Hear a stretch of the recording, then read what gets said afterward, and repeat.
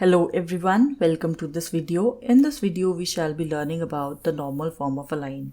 So until now, what we have done, we have studied about writing equation of a line when 2 points, 1 point and a slope or some intercept is known to us, right? But however, if these informations are not available to us as such, then what we can do, if instead of these information, if we have the length of the perpendicular from origin to the line and the angle which this normal makes with the positive x-axis, these two things with us, then also we can write the equation of line, and this form is known as the normal form. So first of all, we have to understand what is this normal to the line from the origin. So suppose you are given some coordinate axis like this, and this is your line, right? Now from this line you will draw a perpendicular line passing through the origin. So it would be something like this, right? This line would be called the perpendicular or normal to the given line. This is your given line, right? L1. And so in the first case, they are saying we wanted the length of this normal from the origin. So we want this distance. We call this distance basically as P. Fine. This one thing is given to us. Another thing is that the distance of this perpendicular, not the distance, the angle of this perpendicular line with the x-axis, positive direction of x-axis measured, that is required to us. So we call that angle as omega. Fine. Then if we know these two parameters, then the normal form of equation could be written, and which is basically the equation of the line itself. So as I've told you, what is this normal form of equation? Let's have a look here. If we have some point, some line L. Now different cases could be there. Our line could be like this blue line A1, L1. A line could be like L2, this green line, like L3, the orange line, and L4 like the pink line. Fine. So we can have these possible cases. So for each possible cases, you will have the distance from origin, perpendicular distance from origin as P in each case, and the angle with the positive x direction is omega. So you see for the second line here, L2, this is not the angle, but however this one is the angle. Fine.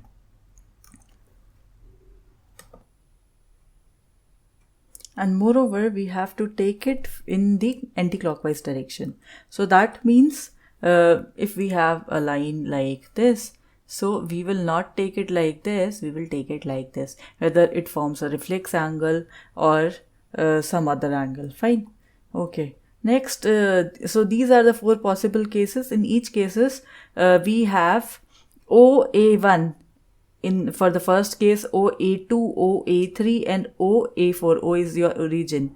These four lines are four perpendicular lines from the given lines L1, L2, L3 and L4, while omega is the angle which they make with the positive direction of x-axis, and P in each case forms the perpendicular distance from origin to all these lines. Fine. So if you are clear with this, what we have to do now in order to write the equation of line, we want two things. First is the slope of a line, and another thing is we want some point on the line. So therefore, by the point slope form, we would be able to write down the equation of the line.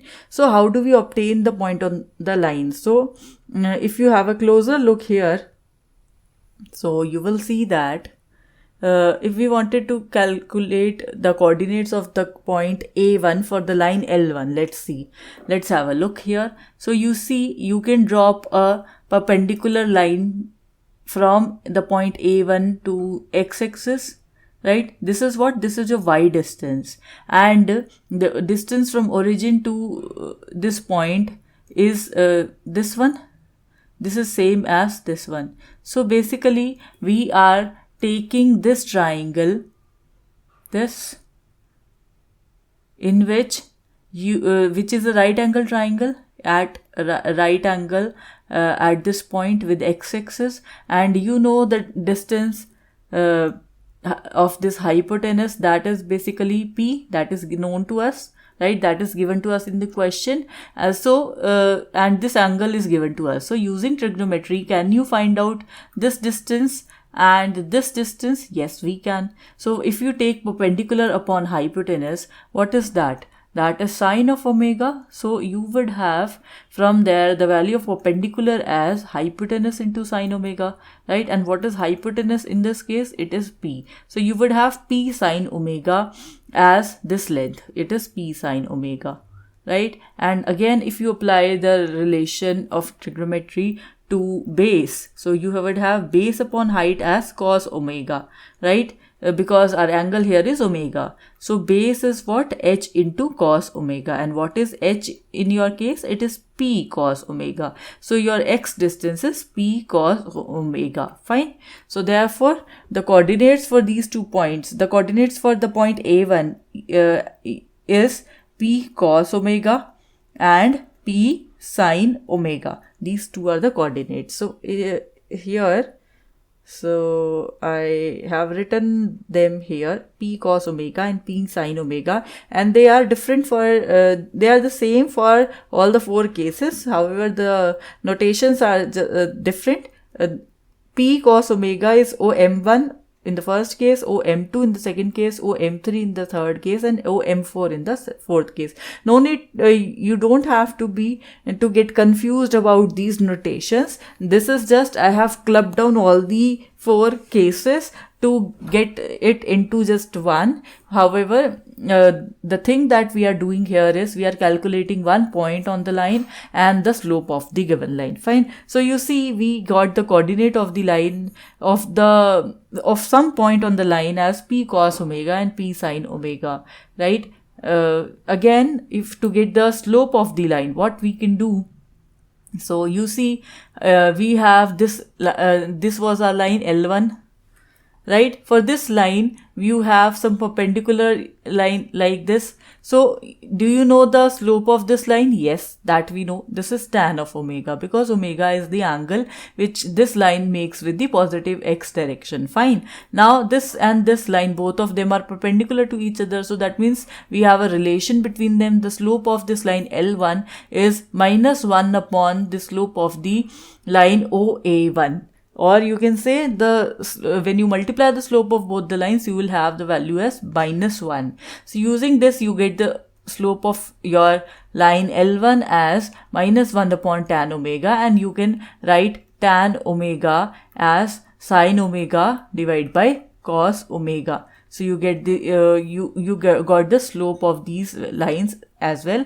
The same could be done for the line L2, L3 and L4. So therefore, we now have a point, we now have a slope using the point slope form.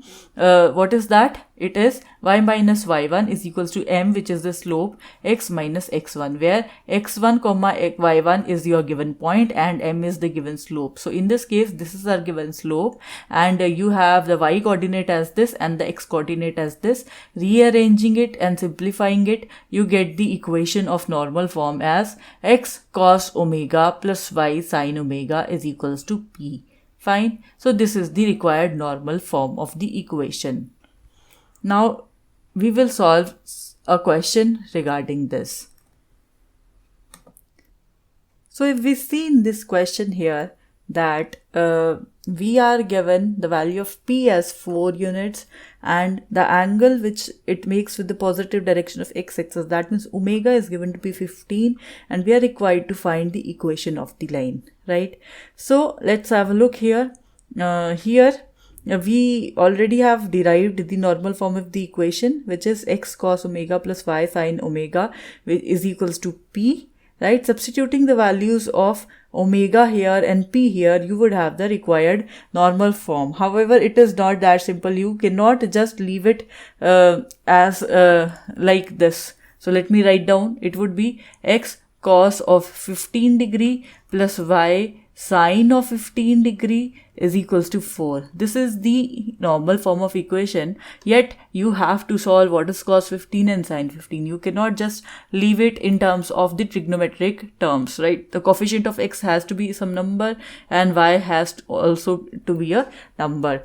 So using trigonometry, you remember how do we calculate the value of cos 15? So cos 15 could be calculated by writing 15 as 45 minus 30. Fine. You can very easily write 45 minus 30 as 15. So now using the identity cos of a minus b, which is this, you obtain the values of cos 45 as 1 upon 1 by root 2, cos 30 as root 3 upon 2. This is from the trigonometric table that we have studied in chapter of trigonometry, right? So substituting all the values here and simplifying it, we obtain root 3 plus 1 upon 2 root 2 as the value of cos 15. Similarly, we can do for sin 15. You can write 15 again as 45 degree minus 30 degree. Again, using the formula here now as sin a minus b, which is sin a cos b minus cos a sin b. Substituting the value of sin 45 cos 30, cos 45 and sin 30 here. Simplifying, you get the value of sin 15 as root 3 minus 1 upon 2 root 2.